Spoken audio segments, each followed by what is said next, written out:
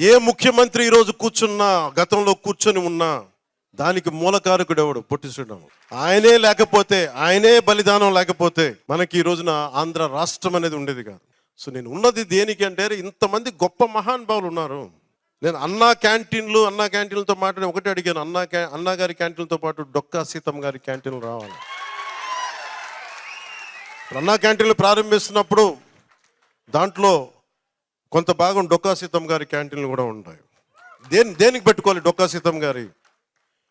ఎందుకంటే అసలు మనకి ఈ రోజున ఒక పూట భోజనం పెట్టడానికి హోటల్లో పెట్టేయచ్చు, కొని పెట్టేయచ్చు. ఆ రోజుల్లో కట్టెలతో వండాలి, వర్షాలు.